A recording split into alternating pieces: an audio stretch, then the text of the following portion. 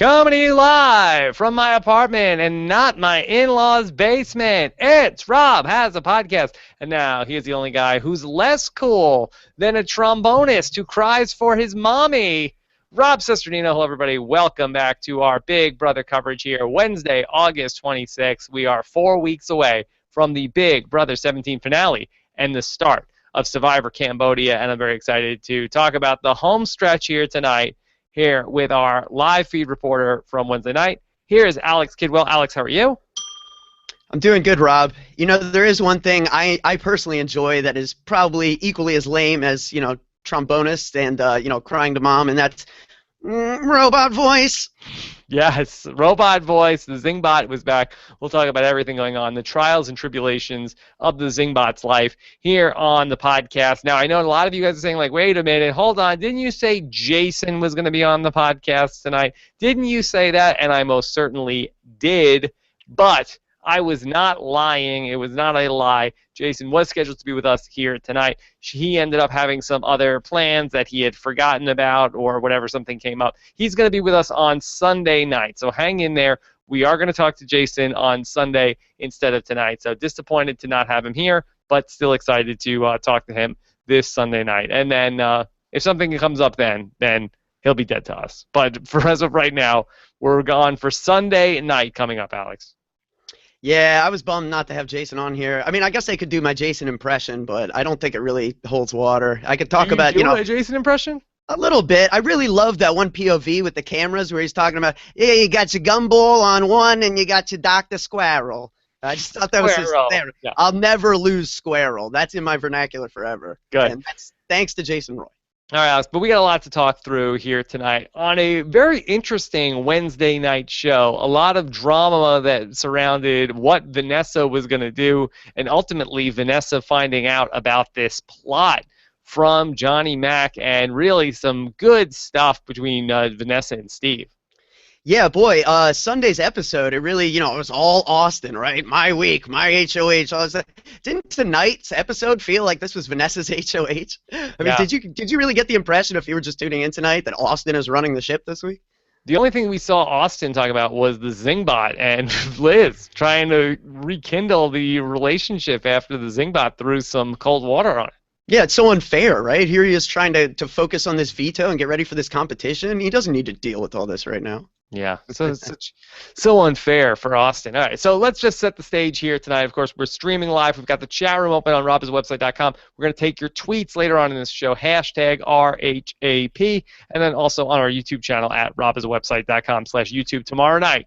Big show on Thursday. We'll be live at 10:15 p.m. Eastern to talk about it all. The next live eviction, plus one of 4 people will return to the house. Who knows? It could be a revolving door scenario coming up. So that is all going to be on that Thursday night show. And then we'll, of course, discuss what is going to happen overnight. We probably won't get an HOH in that show. We'll probably push the HOH competition to Sunday night on Big Brother this week, like we've been doing the last couple of weeks. But Alex and I will talk about it all this Friday morning and tell you who we are expecting to be nominated on Friday on the podcast. I also did a podcast with the reporter who did the oral history of Big Brother for the Huffington Post. I'm going to try to have that podcast out for you guys as well. So I'll have some bonus Big Brother content for you guys to listen to hopefully tomorrow morning. So, Alex, let's jump into this. And I guess let's just talk about Vanessa and this discovery of the fact that there were 5 people, and they really kind of threw Steve under the bus, and I don't think that's necessarily a fair assessment of how that went. So Vanessa is armed with this information that people were working on trying to get her out of the house. I'm sure that she was a little panicked about the whole thing leading up to the nominations this past week, but ultimately she stays off the block, but she finds out just how close she was. How big of a game change do you feel like this is?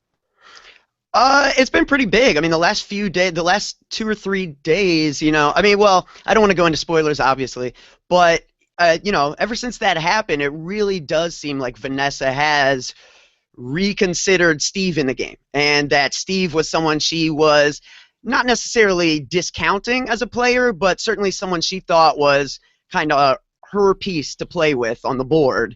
And I think that kind of woke her up to the idea that Steve has fingers in pies she might not know about, and that's a scary thought to her. The thing about Steve being under the radar, we've talked about at times over the course of the summer. Actually, Steve is starting to play the game, and he's doing this, and he's doing that, and he's got some things going on. But I think we saw a little bit of the bad side of Steve tonight, where I don't necessarily know if he was ready for prime time in terms of getting called out on stuff that he's doing that's underhanded in the house. He really looked as though he was about to hyperventilate. It was like we were going to need to rush in an inhaler for Steve. It was not a good look for Steve tonight. Yeah, no, I've been having this conversation a lot this week, and it's interesting because I was having this conversation even before it happened this season, because I just so happened to be watching with a friend a montage of like all the fights from Big Brother 11 through Big Brother 14 this week, and I was reminded of Russell, the MMA fighter from Big Brother 11, who just would follow Ronnie around and just jaw at him, and it really disrupted Ronnie's game, and it made me realize, like, I'm going to start calling this the nerd's thumbscrew, Rob, because this really is like the big antagonistic display is what upsets the apple cart for guys like Steve, guys like me. I mean, guys who are like naturally averse to confrontation, who are maybe strategically savvy, have all the book smarts in the world, but maybe not all the street smarts in the world. And maybe I think that's why a character like a Russell, an MMA guy, someone who's willing to get confrontational, is a necessity in the Big Brother house, because it provides a perfect foil for someone whose game is anything to avoid confrontation, which, I mean, we see a lot of people who end up getting cast. That is the case. Well, to the person who is trying to make the most of the vagaries and secrets and working behind the scenes, the direct approach is usually the biggest way to throw them off, because when you demand some sort of yes or no where they can't really, in the subtlety of what they're saying, play a little bit of word games with you. And no, I didn't actually say that. It was actually this person that said that. Coming at that person with a direct approach, a direct confrontation, is usually the best way to disarm that. And it's actually something I think that was a flaw in my game, and certainly at times I felt like in the seasons that I played on Survivor, I don't think that I do particularly well at that, just to be somebody to do a self-evaluation. So I definitely can understand that. I'd like to think I was doing better than Steve, though.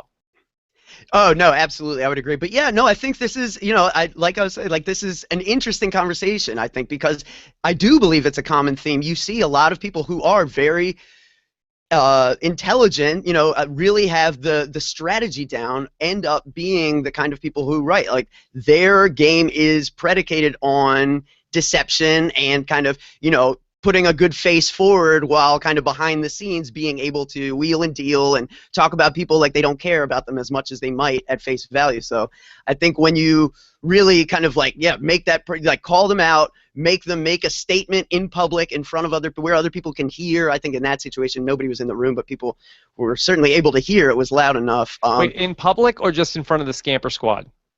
Well, you know, James and Meg were right on the other side of that door. So that's what Steve had asked earlier in the episode. Right. Said he wanted to say something in public. Right. Yeah. Like, yeah, I mean, public is public at this point. We're down to so few players that, you know, it's really, like, news is going to get around very quick. There's, like, 2 people who are on the outs if they didn't see it at any given time. So, yeah.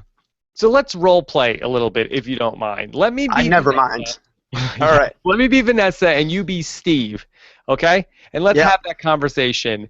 And she corners him in that room. She's like, Steve, did you or did you not, were you the mastermind of this 5-person plan to get me out last week?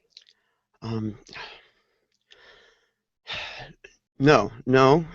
No, I want you to do it correctly. I want you to give me the answer that is going to fix this. We saw the bad answer. Okay. We saw the bad way to do it. Now I'm fix on board. this. Okay. No, Vanessa, absolutely not. What happened? Austin and the twins called me up. They're terrified of you. They wanted to pull me and Johnny Mac in because they think we're weak and they think we don't have anyone. I mean, I have you. They don't know anything about the way me and you have been working this game beyond just our 5. But the reality is, Vanessa, I have no power this week. And I couldn't do anything without them. The fact that this got as far as it did for Johnny Mac to be pulled in is clearly an example that they were entertaining the idea, because it could have never got that far if I was just up there, like, throwing darts at a board the way they're describing. That would be my argument. Steve, I've had your back the entire game. I've watched out for you. I've taken care of you. You've always been somebody that I tried to keep close to me, and I was protective of you the whole time. Why didn't you come to me and tell me about this as soon as it happened? Why didn't you let me know that my name was on the chopping block? Because it was me or you, Vanessa, and it was a situation where if I do that and Austin finds out in any way, shape, or form, then it's me for sure, and I'm screwed. And then we can't even come to a solution about this as a duo because we're outed. At that How am point, I there's supposed to no trust you chance. if you don't share all this information that you have? You're having conversations with people in this house about getting me out, and you don't even tell me that they're occurring? How could I ever get you back in somebody that I trust, Steve? Because everyone is having these conversations, Vanessa, and I was one of the last to entertain them. Austin and the twins were already having these discussions with James and Meg. If you need to be able to trust somebody. You can't play for yourself at 8. And I'm the only one who's legitimately going to keep your back, because once Johnny Mac goes, I have no one, and I'm going to need you. Yeah, well, this is better than what happened by a lot. Yeah, no, I'd like to think I could, and that's why, I mean, these last few days, I've been seeing it online. It's so frustrating for fans to watch this, because not only is Vanessa, like, accusing people of things that she's obviously doing because it's good game, but, Steve's not, like, standing up for himself, not like, he almost, like, coming out of that situation, he looked guilty, and it's a shame because, yeah, he's somewhat culpable, but he's not exclusively culpable in this situation, so it is a shame, if people do feel like, there's moments where you don't want to push back, obviously. We've talked about the value of laying low, but we're at a point now in the game where if you don't push back, there's just not a lot of places to hide anymore. So if you come out looking bad this week, that could very well be you going home. So Vanessa was in an interesting spot this week. We have Johnny Mac and Steve up on the block. She had the opportunity to potentially use the power of veto. She went to her alliance. Austin said, I don't want you to use the power of veto. She did not. Do you feel like she should have anyway? Yeah, that's a tough call. I guess, oh man, I could see how she maybe could, because, how can they safely target her next anyway?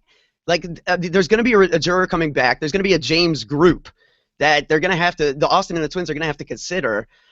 So if she went ahead and made the move despite Austin's wishes, it's possible that she could have gotten away with it. At the same time, like, that puts her maybe back in the situation where she doesn't want to be, where Steve and Johnny Mac have no trust with her, and Austin and the twins have no trust with her. And she really feels like she needs a group at this point, that she can't be hung out to dry when a new juror comes back, because it might just be easy for everyone to say, like, well, let's just get rid of Vanessa and figure it out after. Alex, could you settle this for people? I know I've seen on Twitter and people have been asking me, was Steve actually the person who came up with the idea for the 5-person plan? No. Like, originally, I remember there was a conversation where Vanessa was telling Austin and the twins to make a phony deal that included her with Johnny Mac and Steve. So they got the ball rolling. I mean, she got the ball rolling on the idea of a phony deal that Austin and the twins, I mean, they were clearly always going to implement. They just decided to implement it without Vanessa and make it seem more genuine, just to cover themselves in the event Austin and the twins didn't win HOH. So this was all set up last week under the guise of, under the pretense of, a fake alliance. But the reality is, I mean, right, it all kind of came, the groundwork was laid well before last Thursday night, which is when Steve really went up there and tried to push the 5 deal. We started to see the seeds of a Vanessa and Johnny Mac alliance beginning to form, where Vanessa wanted to potentially save Johnny Mac with the veto. Ultimately, she does not end up doing that, but it seemed like that there is the beginnings of a working relationship, and maybe we'll see to what length she's able to go to potentially save him, if that's her prerogative, for tomorrow night.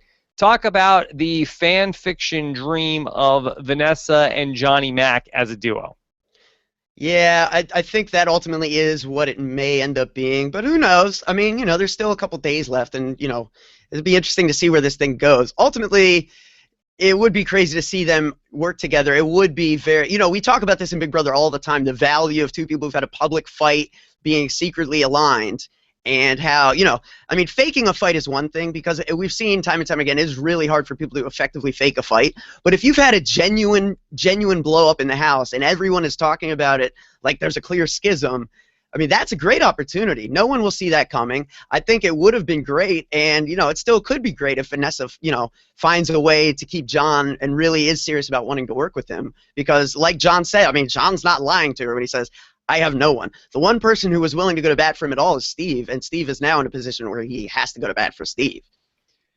So many more questions about Johnny Mac versus Steve on the block. Unfortunately, I think a lot of them have to wait until we end up talking about the live feeds later on in the show. So we will just table a little bit of that conversation to talk about some of the other things that are non-spoiler related as we begin to set up Thursday night's show. Let's talk about the return of the Zingbot. Now, we've seen a lot of the Zingbot over the years. I believe the Zingbot first appears in Big Brother 12, and this is the first appearance that we've seen of the this is what the 5th appearance for the Zingbot, correct? 12, 13, 14, 15, 6th, 16, 17. Oh my God! Oh, we've seen the Zingbot so many times. I'm not sure if we skipped a year along the way, but we've seen the Zingbot, and then we've seen the Zingbot got married. The Zingbot had a baby, even. But the baby had her first birthday too. Yeah. Very sad news to report that the Zingbot has now gotten divorced and is back single again. Tale as old as time, Rob. Why won't anyone think of the robotic children? Yeah, oh my God. So the Zingbot is now newly single. So many changes. The Zingbot has been upgraded to the Zingbot 9000. Clearly, CBS has really gotten into a bit of a battle with the unofficial Zingbot on Twitter, which is the Zingbot 3000, and they put that Twitter at Zingbot official up on the screen easily 3 times. Yeah, no, if you didn't know, now you know. Zingbot is on Twitter. Yeah, no, I thought it was really funny they jumped straight to 9,000. Like, where are they going to go next year? Because 10,000 doesn't have the ring to it. You know what I mean? So, I don't know. Maybe I was talking about this online today. Maybe they'll do a thing where, like, Zingbot 5,000 comes back and is, like, talking about Zingbot 9,000 is now Skynet and we've got to stop him and stuff. So. Boy, it does really seem, though, that CBS is annoyed with the unofficial Zingbot on Twitter. Yeah, no, right. I mean, if it wasn't clear from the way that the Zingbot Twitter account was made, and like that was like the first thing you went after, and then it was certainly made clear tonight by the fact that like Zingbot is now on Twitter. Before, yeah. now, right now, just now. In fairness, though, I did think that the Zingbot on Twitter was the official Zingbot from CBS and sanctioned by the show. Yeah, I had learned, I guess maybe sometime last year, that it wasn't. But like people love that account, and apparently that account gets involved with like Hearts of Reality and stuff. So yeah, it's interesting how there's been people taking that account's side because like this is the Zingbot that's been here, that's been through the grind with us, that's done the the feeds with us for all these years and stuff. So it's like a bit of a Twitter loyalty. I think I love it. It's interesting. Yeah, I just think it's a little bit, though. I think that I thought it was an official Zingbot account. So I think that there was probably, that should have been a little more upfront, I think. Oh, yeah, probably just true. Like the unofficial, unauthorized Full House story, I think that there should have been some, unauthorized Zingbot fan account of what's going on there. But that being said, what about this situation for the Zingbot and Mrs. Zingbot? Now, I tweeted earlier tonight that I thought that maybe what happened was that the Zingbot got busted having an account on Zashley Madison. Do you think that was the case? Was the Zingbot stepping out on Mrs. Zingbot? Probably. I love that tweet. Yeah, yeah. They had him on Zinder tonight. Yeah, right? It's like all the dating services for robots are really on the uptick in 2015, I guess. Okay, so the Zingbot now is looking for love, and he comes in and gives some zings for everybody this year. Let's just quickly go through the crop of zings. How did you think that the Zingbot did this year? It was kind of like Donnie's game, Suck Dynasty. Yeah, that was the go-to for Meg. Or Meg, right? Or the sucks in the city. Yeah, no, I thought that was a little. I don't know. Give me a week. I felt like I could. Or give me a day. I felt like I could have come up with some better ones. All right, give me the binary for Zingbot, 0 or 1. James, Meg is taking you to a place after the season is over, the friend zone. On. That's a 1? You like I it. guess I gotta give it a 1 relative to what else we heard tonight. Yes, it's What did he relative. say to Liz? I'm confused suddenly. You're less attractive, less intelligent, less charming. Oh, wait, that's Julia? That was a Yeah, sick burn, I thought. yeah, that was good. Yeah, especially because earlier in the season, like the house guests were really saying, like, why does Liz suddenly have no personality when Julia came in? So that rings true, I think. Yeah. Then we had Steve, what's less cool than a trombonist that cries for his mom? Nothing. I thought that was a little bit that was pretty weak. It's too easy. Yeah, right. Like, come on, let's get a little creative with this kid. He's certainly given us enough material this season. Will somebody take out the trash? That's just Austin. That's a little like a...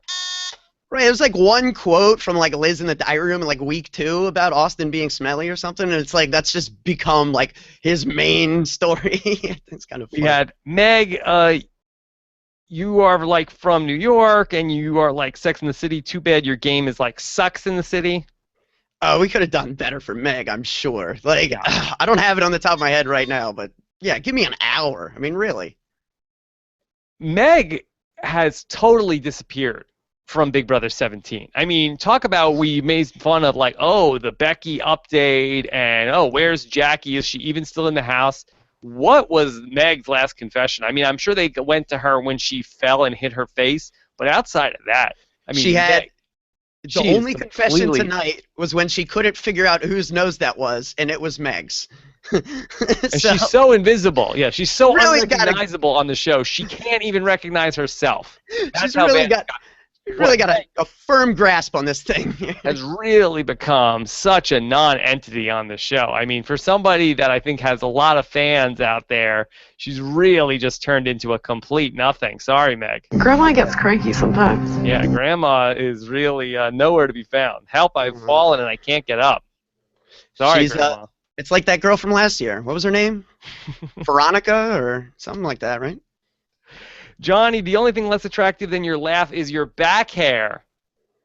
Ah, come on. Come on, yeah, you're sticking up for Johnny Mac? What can the guy do about that, right? Well, how do you want him to shave his back? That seems borderline impossible. And I who think else? you get a Who buddy. wants to do that? You gotta who have wants a buddy. To take that job on?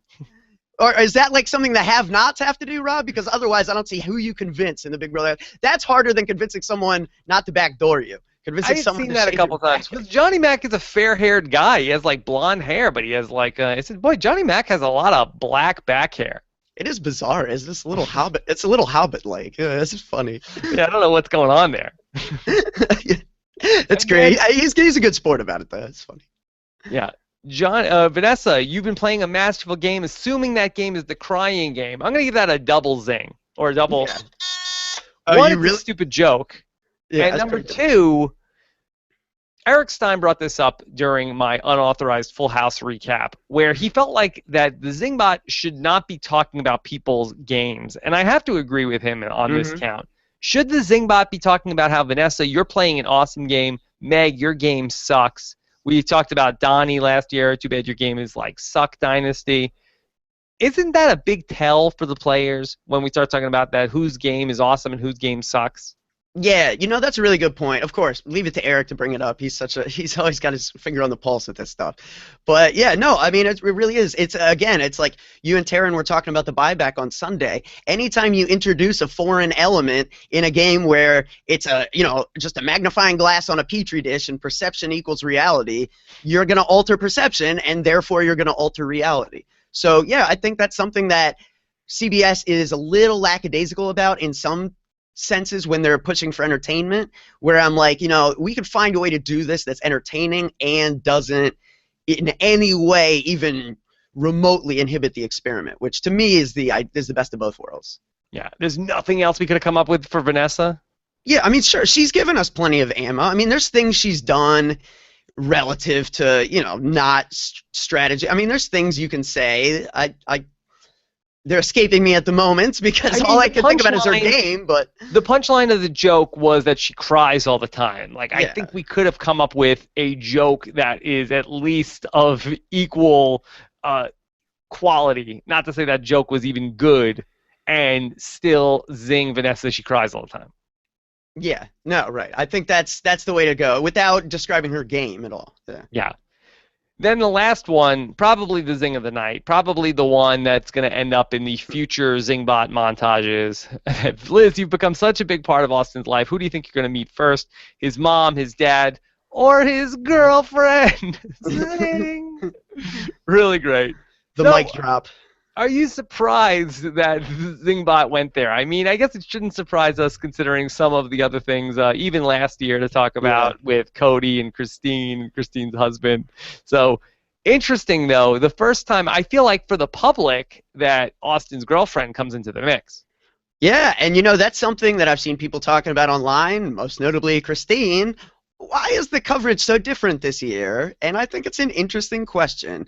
You know, is it a male-female standard? Is it, you know, the fact that Christine was married and that bothers people more? I don't know, but it's an interesting question for sure. And I think it is especially interesting. I mean, I know Cody got the joke last time, but, you know, why is Liz getting this zing and not Austin? He's the one, like Liz said, I'm single. Like, why is this on me right now? Austin's the one who came in with a hang-up and decided it wasn't work. You know, he decided to end it. You know, it's not really.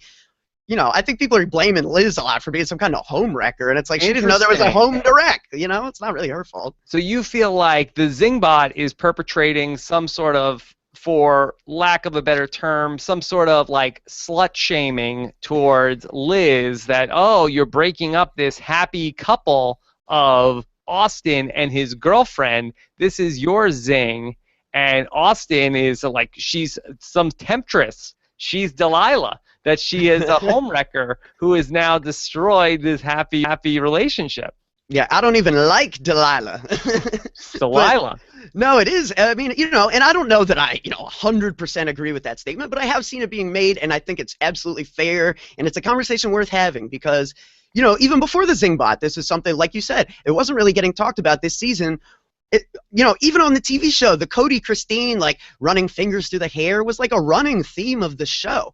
You know what I mean? So it does make one wonder, like, is CBS saying it's more okay for a guy to do this than a woman? And you know, I don't know I'm sure that's not what they're trying to say, but I think it's interesting that it has become so prominent that people are noticing it and reacting to it. And, you know, it'll be interesting to watch as the season goes on, if this is just where they end it, if they don't bring it up again, or if it becomes like kind of a running joke as we get closer to the end and they're still around. So Liz seemed upset about the whole thing. She said to Austin before the veto competition that you stink and I'm hooking up with a guy who has a girlfriend. Yeah, he picked a real winner at that point, didn't she? Oh. I'm having reservations. Very upsetting. Very upsetting. Did you follow Austin's HOH letter this week?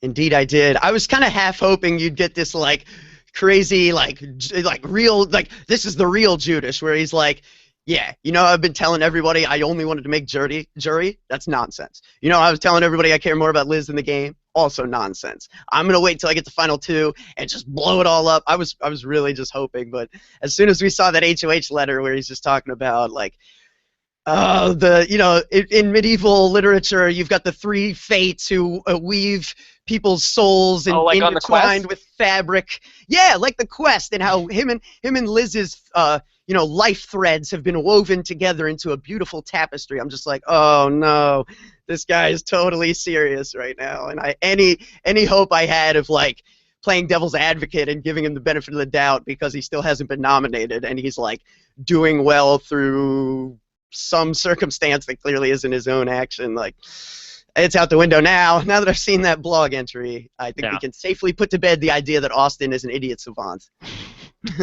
And soon to be zingle and ready to mingle. Yeah, well, you know, hey, Liz is up to 93%, Rob. I didn't think it worked that way, but apparently it does. Okay. So then we ended up having the competition. We've done this a couple times in Big Brother, but I always feel like this is unfair where people are getting to see the times ahead of time, and it's like the first person who goes has, like, no pressure on them or doesn't even realize how fast they need to be doing it, but then other people are getting into this time trial. Do you have any issue with how they do this? Yeah, I was very surprised by this. I know, like, they've done time trials. You know, they did one earlier this season and didn't show the time. I don't know why they did that this time because, yeah, it absolutely affects performance. The first person to go is just trying to, you know, keep a good pace. Once you give somebody a time, they're actively trying to beat that time. They're going to look at the clock. I mean, that's going to affect performance. So again, this just comes back to why do anything that's going to alter perception? Perception alters reality in the game. And I just think, just keep it, you know what I mean? Like when you do an experiment in any science class or any lab, you're trying to minimize variables. You want as many things to be a constant as possible. And I think, that's an example of something that should remain constant throughout the game. Yeah. So I felt like that was kind of unfair. And then I felt like the Zingbot was just a little half-assed in terms of we didn't even see him again. That was it. Came Right. to the house, they did their thing, and then that was it. Yeah, he was just like, hey, I need for you guys to find me a girlfriend, and yeah, I'll catch you guys a finale. Like, let me know how that works out for you. He didn't like stay to see, what the match was or anything. Like, yeah, no, I mean, he was there when they like built his woman. He was there when they like built his child, and then he was like, I'm gonna phone it in this time. Yeah, typically you see him again before he leaves, right? Yeah, absolutely. And like he's there while he's there. Sometimes he's like there continuing to like zing while they're like doing the maze puzzle, like the 2 maze puzzle. I feel like it usually is or something. So yeah, a lot of times he's still there and he's like talking about how people are doing in the game. So I was surprised we didn't get any of that. Okay, so Zingbot really, I guess he had to get back on Twitter. Yeah, right. That's right. He's engaged in a serious, heated Twitter battle with the other non-official Zingbots. So. Yeah. He's losing followers as we speak. He's got to get back. He's been continuing to zing a lot of the former house guests this week as well. Have you followed any of that? I have, and more miss than hit for me. There was like 1 or 2, and I thought the second one he sent out was like Jeff Schroeder, and he was like, "Hey, at Jeff Schroeder 23, what's the 23? The number of years until you get married and stuff like that." Like I was like, okay, that's pretty good. But then when he got to like, I don't know, he made a couple. I'm trying to remember, but like today, I feel like maybe they've got like a different intern on the account or something because they just don't have like the comedy chops that whoever was on there on Monday was bringing. Yeah, Zingbot official really picking up the followers left and right. I think over 80,000 now. Has been zinging a few for Frankie Grande tonight. 3 in a row after Frankie Grande. Then a couple of some interesting ones. It goes after Derek. Says they say money can't buy happiness, but in your case, it looks like it can buy a lot of Happy Meals. Zingbot's making fat jokes for Derek. Derek lost so much weight in the house too that it's like he's not even that big anymore. Like, I don't know. I mean, Frankie Grande. Yeah, I mean, if you want to gain followers, is there an easier way? Yeah, talking about shooting fish in a barrel. Sure. Yeah. It should just be all Frankie Grande zings, but yeah, right. No, there's no one's getting angry over those. Yeah, doing Derek fat jokes. I think that you're barking up the wrong tree, Zingbot. Yeah, and he made some joke too about Ian being a loser, and people are like, "Well, didn't he win? Like, how much of a loser are you if you win the friggin' game?" Yeah. Okay. So yeah, Zingbot is working overtime to try to make these new followers happy on Twitter. Okay. So in terms of anything else from tonight before we get into questions, anything else you want to touch on? I thought it was interesting. Yeah, I would like to talk about just briefly, like, Vanessa's speech at the end and, like, the way Vanessa was acting towards Steve a little bit, like, poor jury management, don't you think? And, like, we've been talking all season about, like, are these emotional outbursts strategic or are they genuine? I think that speech is an indicator that this is genuine, right? Because do you see a strategic advantage? Because I really don't in, like, Steve, I know you were saying you were happy I won the veto. Bet you're real happy now kind of thing. You know what I mean? Like, there's really no value to that, right? No, I don't think so. Would you say that, Vanessa's #1 platform is always about she goes after the bullies, but wouldn't you say Vanessa was a bit bully-ish with Steve? Yeah, and like a lot of people were comparing it to the way Jace came at him, and I think it's a reasonable comparison. Very forceful, very in your face, not letting him get a word in, really just dominating the conversation and walking away as soon as he tried to make a point. So yeah, I mean I think this is, in a nutshell, there's a lot of people out there who are loving Vanessa's game, just pure strategic, game, and can't understand why people are hating on her. And I think if you want to understand and really are having trouble understanding it, this is what you need to look at, because this is not a move that's good for her game. It's just something that she can't catch herself before she goes down the hill. You know what I mean? It was just an emotional buildup. She reacted in the moment, and like if she could go back and do that again, I've got to believe that she would handle it a little more passively. But this is who Vanessa is. Yeah, the thing with Steve was kind of like that she has a dog, and the dog peed on the floor, and she really just had the dog by like the scruff of the neck and was like, "Did you do this? Did you do this, Steve? Did you do this, Steve? You are bad, Steve. Bad. Steve, you are bad. Steve. You are bad. You are bad, Steve. I can't forgive you." And he's just like crying and like you know, Steve panting. Like whimpers off to the corner. Right. Wants to go run under the bed. Like, no, you are bad, Steve. Yeah, my dog goes behind the couch anytime he thinks people are fighting. Yeah, it's that move. Yeah, Steve doesn't like this. Yeah, no, and this is. I think another interesting point is like, I do wonder if like Steve and Johnny Mac both have like opposite sides of what they bring, right? Like Steve has all this strategic like book smarts, and he really gets the game, but he's so bad socially, and he really like when people like when he really like push comes to shove, and he has to save himself through language or being influential or persuasive, he's just not got that. And Johnny Mac, I feel like he's good at that. Like he saved himself a couple times from the block. Just he has some good conversations sometimes where it's like, boy, this guy he's socially capable. He knows how to endear himself to people, but he just was always missing what the alliances were in the house. Strategically, it always seemed like Johnny Mac was a step behind. If these guys could have been completely open and honest, like a Renegades level of disclosure from week 1, I do wonder how far they could have gone as a pair. Because Steve and Johnny Mac, even though they were like the rock stars and working together most of the season, they really were keeping like not putting all their eggs in each other's basket, really hedging their bets. And I think that really has. Like, I do wonder, both of them had information at different times that the other could have really used, and maybe more could have come of this. So it's an interesting thought. Who's your preference? If you just had whatever was your decision, you got to see just as a live feed watcher and a TV show viewer, if you had one person that you could pick to stay for this week, would it be Johnny Mac or would it be Steve? Oh, it's really tough. Not who will. But who would you want? No, I got you. Your vote. I don't know. I mean, my biggest thing is that I don't want to see. Like, I feel like if one of the twins or something were to win next, we'd see kind of a slow, grueling, kind of status quo situation start to develop, and I don't want to see that. I think this season has been so good because of its unpredictability and the back and forth. So I'd love to see whoever can stay, who can really change it up, and that's why it's tough for me because I feel like Johnny Mac is probably in the best position to work with other people, but Steve is probably going to be better at like the memory comps and the days stuff and what's coming down the road. So Steve is probably more likely to win HOH power. So it's hard for me. I guess I'm going to say Steve, just because I feel like he might be able to do more with it, but I really do believe like Johnny Mac has a much better chance at winning and coming back. So I guess, Steve staying opens the door for Johnny Mac to come back and both of them to be there. I think that'd be the best scenario for entertainment, maybe. So let me touch on one more thing that you said before we get to the questions. You said that this season was unpredictable, and I've also said that.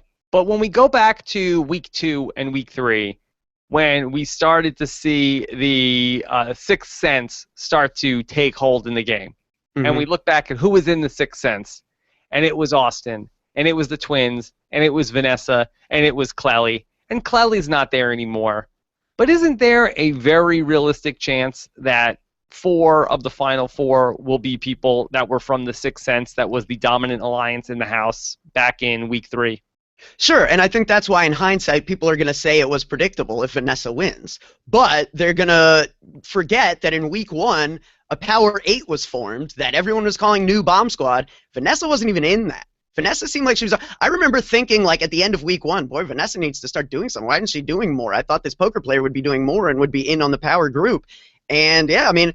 So, there was a point in time in this game where there was a dominant, large majority alliance, and Austin wasn't in it, Vanessa wasn't in it, the twins weren't in it, Clay and Shelley were, but it is interesting. Like, the ones that double-dipped went, Austin and Vanessa, like, waited to see who they felt they really were going to work with, then committed and really held it together. But then, like you said, right, you've also got this period in there where James won, flipped it. You had a moment where Vanessa was ready to turn on Austin and throw it to Jackie and make that new Dark Moon alliance. So even though that didn't come to fruition, she went like through like 9 chapters of the book before deciding she was going to throw it out and rewrite from page 1. You know what I mean? So that in and of itself, if you just look at the Wikipedia maybe at the end of the season and see who was head of household, who went home, you might remember it that way. But I think if you were to go back and like rewatch the feeds from day 1, you'd be like, yeah, wow, this was a crazy season. Yeah. I do think that we've talked about Vanessa being similar to Tony from Survivor Cagayan, and I do think that that season of Survivor had that as well, where the people that Tony was aligned with after the merge, they ended up basically sticking together along the way, but every other week Tony ended up making a move and taking out one of those people that was in that alliance with them, even though he got to the end with a lot of people that were in that group that they had made around the time of the merge. So I think that this season does have a little bit of that to it as well. Yeah, no, I love that comparison the more the game goes on. And I think it's very interesting, too, that, like, if I were to pick people who seem to be great at... I mean, Vanessa's had her moments where she thinks people are lying and they're not. But for the most part, when people are lying, she's usually rarely thinking they're telling the truth. And Tony was very good at spotting liars, I felt like, as well. So I do wonder if there's something to that. Like, you know, the people who are more prone to emotional or kind of mood swings and, you know, knee-jerk decision-making, if they're also people who tend to be more perceptive as well. Okay, let's jump into some of these questions. Good stuff so far tonight. Scranton Analytics wants to know, is anyone else tired of the James scaring house guest scenes? I feel like we've seen enough of that to get it, that he's the biggest prankster in the house. What is your exasperation level with James scaring Julia? It's low, and that's probably because I've been watching the feeds and I know what's like been taking place. And it's like if we don't get that Captain Camo segment, we're getting them bowling with pots and pans, or we're getting like Liz and Julia just like, I mean, they've just been talking a lot of smack. It's not been a lot strategically that's really gone down. It's been a lot of, you know, wishy-washiness and waffle. And so we get that segment as a little bit of change of pace. I understand it. I can appreciate it. And then we also see the moments where Austin's saying, I really want to keep James and Meg because I just enjoy their company more. And that is an example of why James is fun to be around in the house. And I think that's, like, even though it's not really game, it kind of is social game because James is keeping it light in there. And people like that. Yeah, I'm all in on it at this point. I was out and now I'm in because to me, it's a little bit of Roadrunner and Wile E. Coyote. And you kept getting to the point where, well, it's not like that because I feel like Wile E. Coyote would be the James in the scenario. But I just am really enjoying this because it never gets to the point where Julia is like, okay, James, I know it's you. Like, you're not going to scare me this time. I know you're right there. It seems like every single time she should know that James is going to jump out and scare her. Yet every single time you get the same exact reaction where she runs away. When he hears like,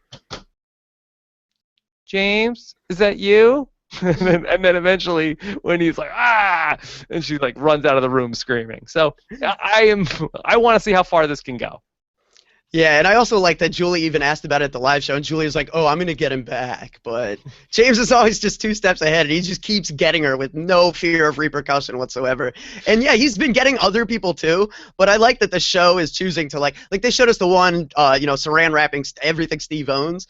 But I like that the show is choosing to show this as more of like just a James picking on Julia type of thing, where Julia's just a Julia thing. Kept down. Also, it's like the only thing that Julia has also. Right, yeah, it's like what else are we going to give to Julia if not make her... I mean, she has gotten the most of the brunt of the James pranks, but it's like we're just going to make it seem like James doesn't prank anyone else ever, and I kind of like that idea. Okay. So, let's go to this next question. This is from Ryan Hill. Are you surprised that the show finally addressed that Austin had a girlfriend? You know, again, like, I'm not really surprised just based on how they've handled these situations in the past. You know, I remember Big Brother 2 when they were talking about Shannon and Will. I remember they brought in Allison's boyfriend at one point, and then, they've done this a few times, you know, brought in the boyfriend and then added the X right before the name. I remember that happening as, like, kind of a thing during the show. So, yeah, I mean, this is not new. Like, they've addressed this kind of thing before. It is a little surprising to me that it took so long, given that this has kind of been going on for a few weeks. I do wonder if there's something to, like, Will didn't really get any crap. Shannon got all the crap, you know? It's an interesting thought. This is I'm going to write a think piece about this, about how the slut shaming of Big Brother, the legacy of slut shaming on Big Brother. I think it's real, Rob. I think I'm seeing a lot of people vocalizing it, and I think there's some merit to what's being said right now. I'm going to sit down with all of the women that Big Brother has made a big deal about this with. I'm going to get Christine on the show. I'm going to talk to Allison Irwin. Yes, yes. I like this. I like where Talk this to is going. talk to Nicole from Big Brother 2. You bring Shannon, just leave your toothbrush behind. Yes, be Yeah. very interesting think piece that I'm going to write. What about Austin's girlfriend? Do you think that we'll do some sort of Thursday night eviction show piece where we're going to check in with her? No, I really like from everything I've heard Austin say on the feeds. Like Austin was supposed to be on last season. Like Hayden was his alternate, and so like it's interesting. Austin really was cast for Big Brother 16.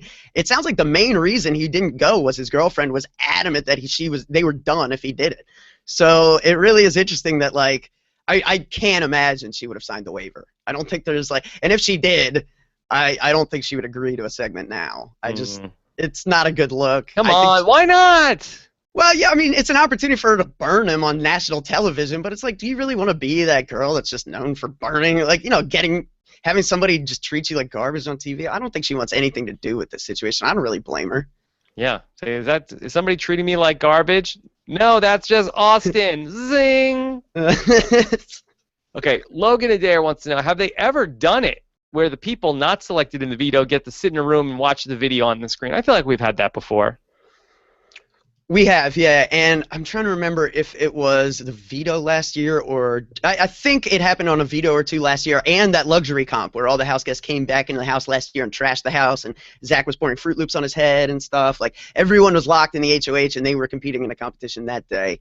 So we've definitely seen these situations before where it's like the house guests not participating or locked in watching on a screen. I know we've seen this before. I kind of like it. I think it's interesting. And yeah, I remember like Derek and them were kind of like each picking some. Oh yeah, they had to pick somebody to root for, and then they would win money if their person win money. So yeah, we've seen stuff like this. Okay, let's go to Alexander W. Should Vanessa have used the veto? What would have been the best move for her individual game this week? I think we've talked through that she should not have used the veto. Are you comfortable with her not using the veto and her game that she's played up to the point that we're going to talk about with the live feeds? I am, because I think it doesn't really. I don't know that it alters her position too much. Like, I think if she were to get rid of James, that's probably maybe better for her. But does she lose like everything she's built up with Austin and the twins in the process, which would completely nullify any advantage gained there? So, this has been a crazy week where there's a lot of different ways it could have gone. I think, given how adamant Austin was, I don't think you can find fault with Vanessa's decision. Okay, a couple more questions before we go to the live feed. This is from Joy Mercy Puppies. Should they change the name from Big Brother to Mother May I? You don't have to ask for permission to use the veto or put up noms. You don't, but it behooves you to try, To get the blessing from the HOH? No, I mean, if you're the HOH, to try to get someone to agree to be a pawn, don't you think? I mean, isn't that in your best interest? Sure, like they can always refuse, but hey, I mean, why not take a shot, right? What about in terms of using the veto? What do you mean? Like, I feel like we don't often have the scenario where the person who holds the veto wants to use the veto, and the HOH says, no, I would like it if you did not use the power of veto. And the person who holds the veto says, okay, since you do not want me to use the power of veto, I will not use the power of veto. Right. Yeah. Right? That doesn't happen often. I feel like usually it's somebody is trying to persuade a person to use the power of veto. I think a big part of that maybe is that most weeks in the Big Brother house in any given season, because it's strategically sound, and Liz was even talking about how it's concerning her how Austin is doing this. You pick your target and you stick with it. That's the name of the game. So then all these other people aren't worried about you. Austin has done this thing where he's waffled so much this week that everyone's a little worried about Austin now, and that's bad. Like, you're gonna have to make an enemy when you win head of household. That's inevitable. So would you rather make one enemy or multiple enemies? Because there's no way you're not gonna make an enemy. And the danger with like, I don't know what I'm gonna do, is that everyone is worried that you're maybe coming after them. Whereas if you're just like, yeah, it's Johnny Mac, I don't know where he stands, I don't trust him, and you make that clear from day one, and you are just adamant, and nothing about anytime anyone comes to you, is it good? Yeah, nothing changes. That really instills a sense of security with people. People can then think of you as as, someone who's more reliable, as someone who's not so, wishy-washy in the house. And then once you've kind of established that, then it's really easy for you to be like, look, the plan hasn't changed for days. Why are you going to try to change it now? But this was a weird week where the plan was changing like every hour. So it's like, there is no real plan. So why not talk about options? Okay, one last question, then we'll do live feeds. John Walsh, it's been said that if Vanessa was male, everyone would appreciate her game more. What are your thoughts on this? It has been said. I think it's an interesting point, and I think it's maybe a fair point. A lot of people's knocks on Vanessa is that she's not like owning her game in the diary room, right? And the emotional outburst. The owning the game in the diary room thing was also a knock on Derek last year. I mean, a lot of people had issue with Derek kind of like on the feeds. He would sometimes kind of do things that he would then say in the diary room like he was adamant about not doing. And yeah, I mean, again, it just goes back to, Dan, Will, all these great players who use that as their alliance of, whatever. Like, this is my alliance with you, America. You know what I mean? And that's what the fans really love, is they love for players to treat it like an actual diary. But I feel like the can of worms was opened with Team America on it, Rob, where, like, once you have the viewers affecting the game, you almost can't blame a player for trying to spin their perception. It's unfair almost. And when we go back to Danielle Reyes, who I really think was especially good in that oral history of Big Brother that I'm going to be talking about in that podcast for tomorrow, she was the person. I don't think anybody was saying, boy, if Danielle Reyes was a man, we'd really appreciate her game. I think she was the person who, as a woman, she owned her game, probably to her detriment with the way that it ultimately ends up turning out, where she is completely truthful about everything that she's doing, and the people that are going to be on the jury are watching the show at home and don't want to vote for her. And I think that she's not crying about things in the house, and I think it's just the crying stuff. I think it's hard for people. That gets old, where the more that you cry in the house. So I don't know if it's necessarily a male-female thing, but it probably, I mean, it depends on whatever. Your mileage may vary. If you don't think that Vanessa is doing a good job, I mean, maybe if she was a male, you would think that she was doing better. So I think it's definitely hard to say. Or maybe you think that Vanessa's not doing a great job, and it's because that she's crying and has nothing to do with men versus women. So hard to say, but it would be interesting to see, because typically we don't see a male player crying as much as Vanessa is doing. So it's hard to make that one-to-one comparison. Yeah, that's true. Got to wait for me to get cast, I guess. Yeah. Not to say that we don't have male players that cry a lot, but we just don't tend to have those players in the conversation for being masterminds either. Yeah, for sure. Just sort of an interesting Venn diagram of people we're talking about as masterminds and people that are very emotional. I did like I do think about Big Brother Canada 1, where you had Anil like trying to fake cry and doing like hyperventilating. I really kind of enjoyed that. I wish we'd see more of that from guys, because it is off-putting to see like a grown man cry. Like, I do think there's something to that. Use that, because it really, like, people are like, oh god, this is pathetic. Like, I just feel so bad. It's like, and Austin was that's part of what saved Austin during Vanessa's week. He's just so pathetic. Like, that's how you survive in the house. You just look like Johnny Fish's dead fish strat. I mean, I called him Johnny Fish. Johnny Mac's dead fish strategy. It's a thing. It's real. It works. It's real. All right, Johnny Fish. There you go. All right, before we get into talking about the live feed, it was real. Let me take a moment and thank our sponsor for this episode, and those are our friends over at Mazda, because if driving matters to you, you like to drive with windows down potentially, the wind blowing through your hair, and the smell of pine trees and fresh asphalt. Looking forward to these moments when it's just you and the road without any distractions, handling every curve and feeling every nuance in the road. Asking yourself, does driving matter to you? Because if it does, we build cars just for you. Nobody will zing you when you're driving a Mazda, because to us, driving matters. Mazda, let's get into talking about the live feeds. Here we go. The Office of Civil Defense has issued the following message. This is a spoiler. Warning. A spoiler. Warning means that an actual spoiler against this country has been detected, and that protective action should be taken. Yes! All right, time to talk about the spoilers. Time to get ready for Thursday night. And Alex, are things still up in the air? They are, Rob. They Ooh. are. It's been that kind of season. Not every week, but I mean, there's very few seasons. I mean, we've talked about this, we talked about this some in Big Brother Canada with Jordan's week, where it was so exciting because it went down to the wire. Not very often in Big Brother do you have these down to the wire weeks, and now here we go again in Big Brother 17 with another just can't make up our minds type of situation. And is it frustrating at times to watch? Sure, but is it better than boring? To me, yes.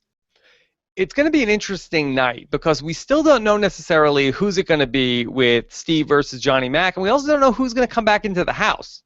So it's kind of a lot of things, a lot of dominoes that still have to fall in the next 24 hours.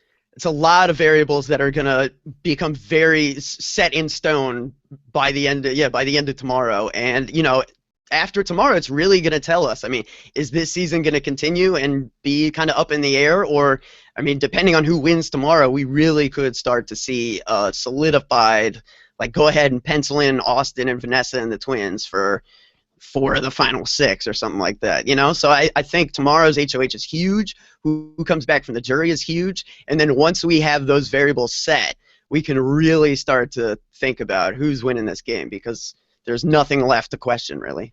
All right, so talk to me about what this decision ultimately hinges on. Well, a lot of it comes back to this whole, Vanessa-Steve argument that Steve still has done a terrible job of recovering from. And it's interesting. You've actually seen some people, and, I think one of the most interesting things you've seen is Steve asked James, like, should I go talk to Vanessa? Should I go apologize? Like, right after a blow-up.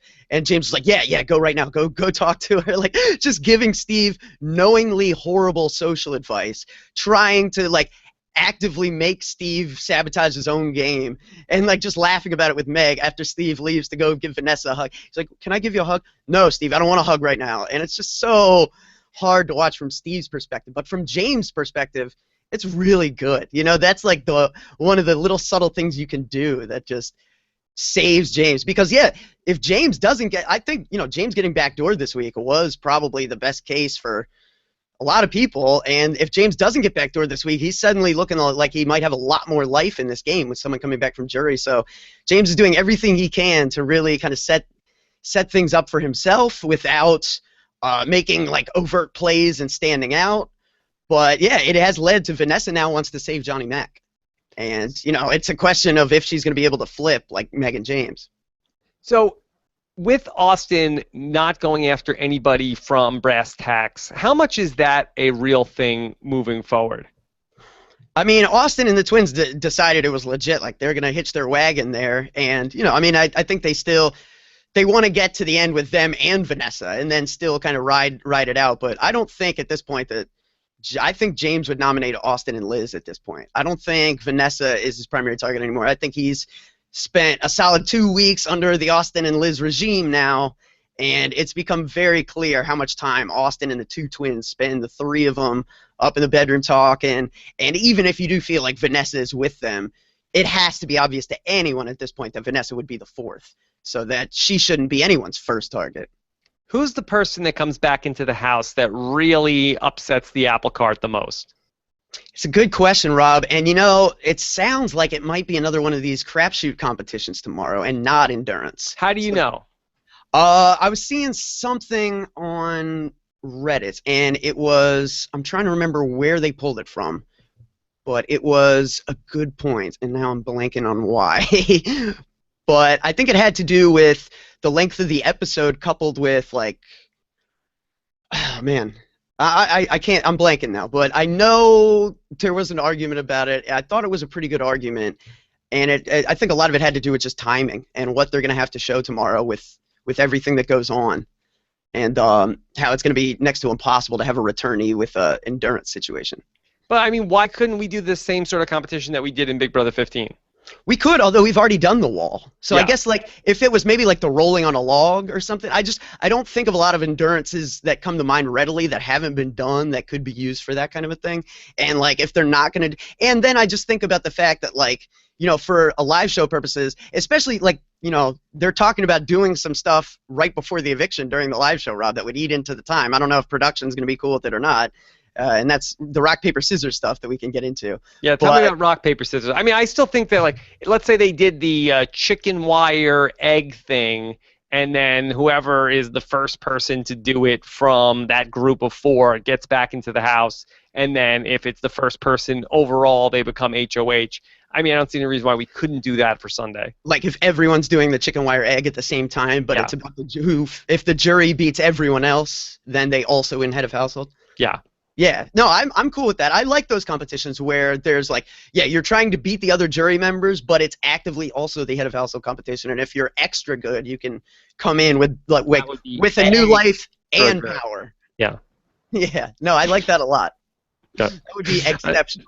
No, not my favorite competition, but they'd all be egg people for one night.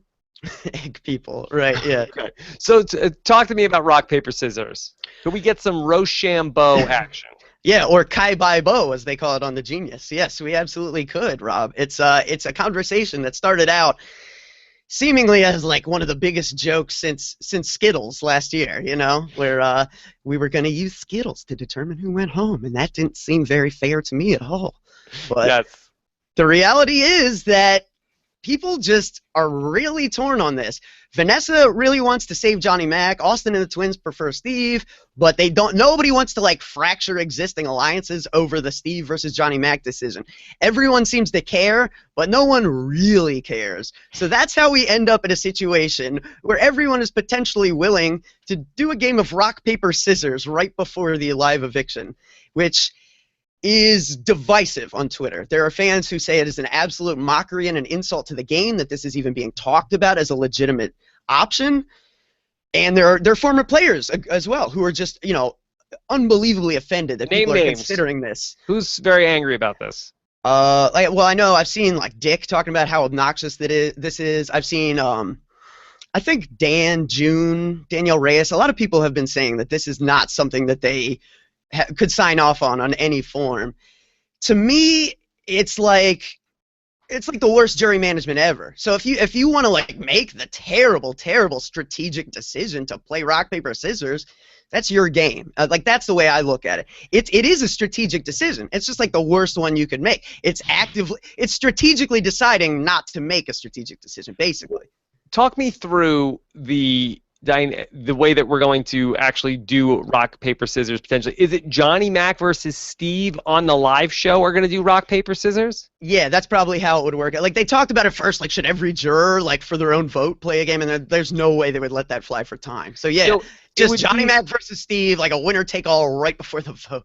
So instead of their speeches, would it be something like, Julie, we've decided that we're going to do rock, paper, scissors for who the House should vote for. So here we go. Once, twice, three, shoot. Paper covers rock.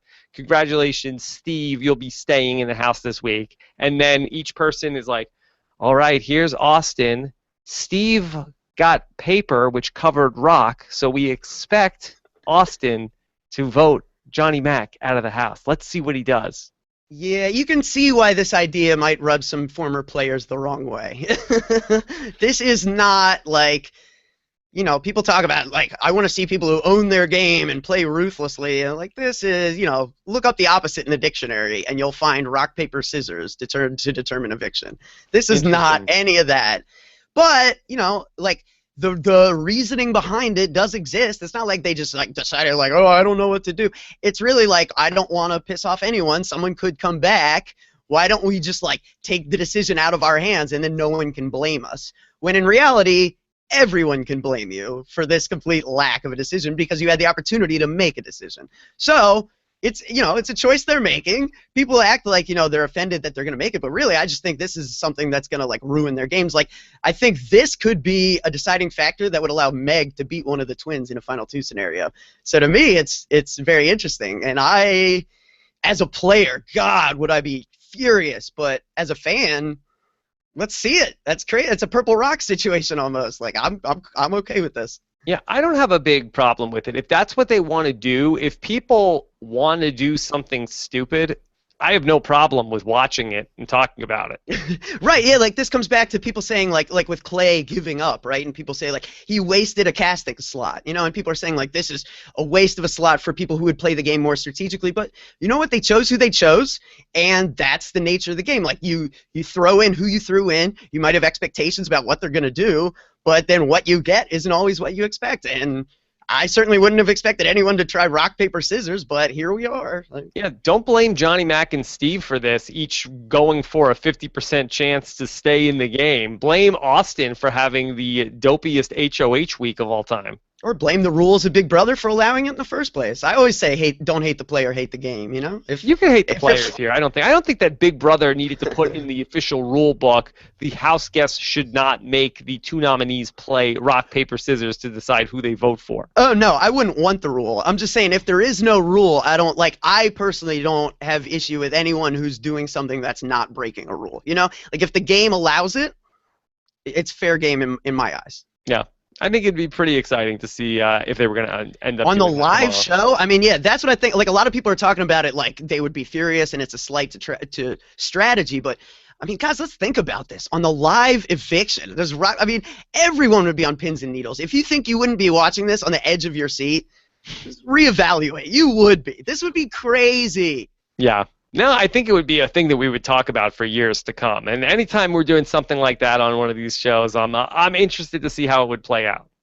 Yeah, absolutely. I mean, to me, it is like the first instant. Well, like I guess Skittles is kind of a similar scenario, but to me, I instantly thought like, oh, Big Brother's Purple Rock situation. Like, here we go.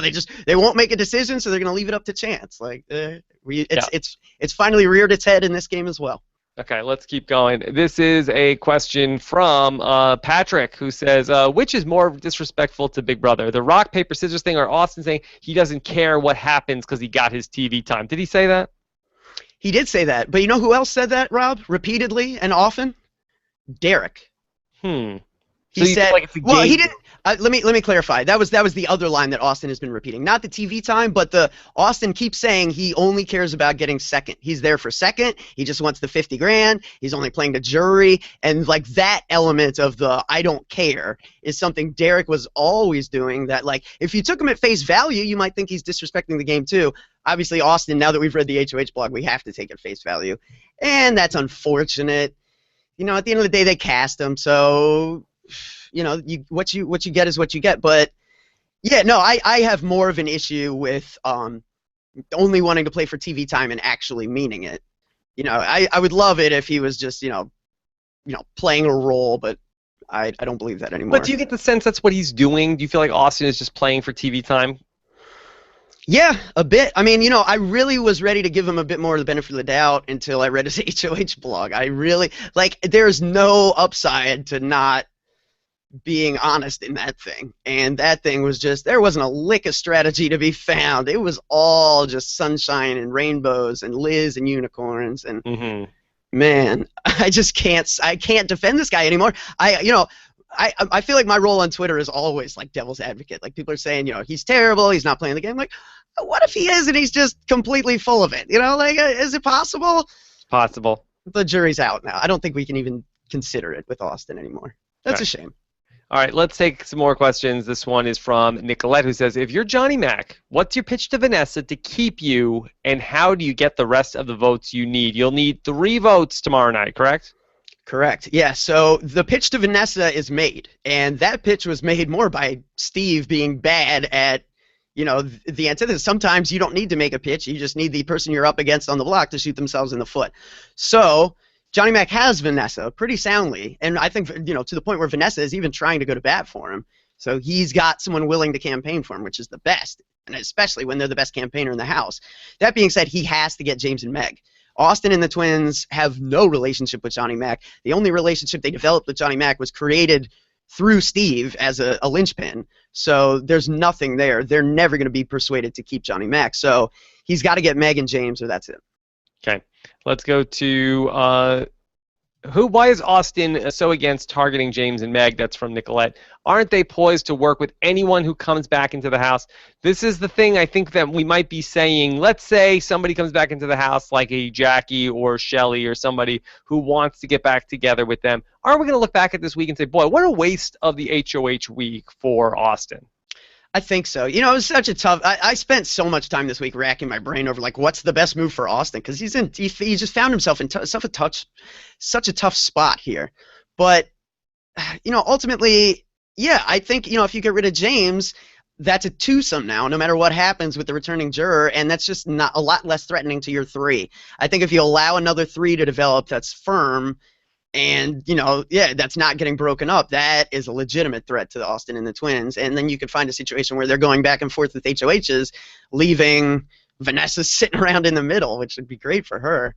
I'd be surprised if it goes that far, if, like, maybe they get rid of Liz or Austin and then target Vanessa. But, yeah, I mean, no, they were really trying to, you know, find two people they could pick and feel good about going all the way to 5 with. And no one's taken those 3 to 5. It's just not. There's no sense to it whatsoever, numerically. Okay, let's take another couple of questions. Jeremiah Yap says, are you surprised the players in the house automatically assumed that someone was returning to the game? I mean, Julie has kind of been super not vague that somebody's coming back into the house, right? Yeah, that's the problem. She said it once on the live show at the Double, I believe. Do they know it's tomorrow? Oh, man, I'm trying to remember. I don't think they know for sure it's tomorrow, but they were given the hint like 2-3 weeks ago, and it was like this exact week last year. So they're like speculating it's tomorrow, just like they were speculating about the double eviction being the next day, and they were correct about that. So it's less about they've told them directly and more that they've hinted it's coming, and then they remember when it came last year, and they're able to like very easily put the pieces together. Okay. Expect the expected, Rob. Okay. And here we go from Random Mr. 411. Who do you think is going home tomorrow night? With that, who do you think is coming back from the jury? All right, call your shot. Give me your person who's going home and the person who's coming back. Okay. I think right now, if nothing changes, I think Johnny Mac probably leaves. As for who comes back, I'm worried it's going to be one of these crapshoot things, and it could be anybody, but I'll go out on a limb and say Johnny Mac just because I feel like he's going to, you know, still be very, very, like he won't be, you know, they talk about baseball players coming off the bench and being cold. There's not going to be any of that with Johnny Mac. He's still going to be fired up from rock, paper, scissors. That would get my adrenaline going, so who knows? But if he's at all like coming out of the house with any kind of energy or, you know, and I feel like most people have some kind of motivation or vindictive energy as soon as they're evicted. I feel like he can channel that. Now, barring an HOH win, do you see anything changing in the house with Johnny Mac going out and coming right back? Potentially. It's going to be tough. I think, you know, like he buys himself. He doesn't have the allies he needs to like recreate a foothold for himself. But if somebody who's not Vanessa or Austin or the Twins wins, he definitely buys himself, and even Vanessa, I think, because at this point I think she'd sooner go after James. I think he maybe buys himself a week or two, and that's the time he would need to really kind of kick the game into high gear, really try to make some deals, and convince people that no one would vote for him since he's returning, and really try to do that stuff. But we haven't seen him do tons of. You know, like John has been very safe this season with his game talk. He really doesn't want to have conversations that he's worried are going to get back to other people. So that's going to be interesting to see. I think he's going to have to take more chances if he comes back in terms of having conversations that may get out, but at some point you've got to take that risk. You know what I mean? If you want to, you've got to give trust to gain trust. So I think, you know, if he can do that and find a way to, you know, get people who are receptive that are like maybe James and Meg, if they'll hear him out, then he's got a shot to go deeper in the game. I still don't like anyone who returns to win, though. Okay. And one last thing, Alex, before I let you go tonight. Me and you, rock, paper, scissors for all the marbles. All the marbles, Rob? Yep. Are you ready? I guess. All right. All right, on 3, okay? All right. Once, twice, 3, shoot. What do you got? What do you got? You show it on the screen. Yeah, show it on the Paper, screen. paper. Okay, it's both paper. Okay. All Ah. right, here we go. Once, twice, three, shoot. That's it. Okay, both paper again. Oh, it says this time. All right, so Alex wins. I get evicted. I'm one of those guys that just expect other guys to go rock. You know what I mean? Like, guys like to go rock, so I just always go paper. There you go. And All right. now I will always lose rock, paper, scissors from here. There you go. You're the rock, paper, scissors champion of RHAP. Congratulations. Oh boy. We'll do that as a segment ongoing for the podcast every show. It'll be Nice. the worst segment ever. Hey, it works. It works for the genius. I mean, they've made it a mountain out of a molehill there with Kai Bai Bo. So. How do you disrespect this podcast by doing rock, paper, scissors? Hey, I mean, it's our podcast. So, like, if we're gonna be horrible with our viewer management, then that's our call to make, right, Rob? Yeah, that's right. I want to get it to some way where it's Rob, paper, scissors. Nice. I don't know what the symbol will be for Rob. That little bee hat, I think. Yeah, okay, there you go. All right, Still won't be Alex, good. great job tonight. I'm sure you will be having lots of updates along the way at Alex Kidwell on Twitter. We're also going to be taking the questions and putting them together for the exit interview. Unless it's Johnny Mac or somebody like that or Steve and he comes right back into the house, we will have an exit interview via email with one of those two people. So you could check that out. We got into our Survivor preseason coverage with Josh Wigler, who is going to be talking with me 4 weeks from tonight on the first Survivor Know-It-Alls of the season. Josh is going to be filling in for Stephen Fishback this season. And in this very time slot right here, we're going to be talking about Survivor in 4 weeks. And then, actually, we got to figure that out. I forget that. We'll probably do the Big Brother show live, and then we'll do the Survivor Know-It-Alls maybe on Thursday morning or maybe all in one night. It's a lot to figure out 4 weeks from tonight. But That's that tough spot. Yep. If you want to hear our preseason coverage kickoff, the 7 things you need to know about Survivor Cambodia, you can see that on robhasawebsite.com. Also, if you have the Big Brother live feeds already, there are some exclusive Survivor interviews that CBS.com, they used to have the videos just up on CBS.com. This season, it's all part of the CBS All Access. But if you already have Big Brother live feeds, you could check that out. Or if you want to go for the 1 week free trial and see those videos that are up on CBS.com, you could use our link at robhasawebsite.com/live feeds. It's all one thing for live feeds and everything on the CBS All Access app. All right. Tomorrow, we're going to have the interview that I did with Matthew Jacobs, who writes for the Huffington Post, who wrote the oral history of Big Brother. You can check that out later on Thursday. Plus, we'll be live with Ian Terry and Brent Wolgamott to talk about everything that happens in the eviction and the eventual return of one of the players back into the house. Have a great night, everybody. Oh, how about a hashtag? Would you like Johnny Fish or Rob Paper Scissors? It seems the chat room is digging on Rob, paper, scissors. Yeah, there you go. I like that too. That's good. There you go. All right, everybody. Have a great night, and we'll talk to you on Thursday after the eviction. Take care.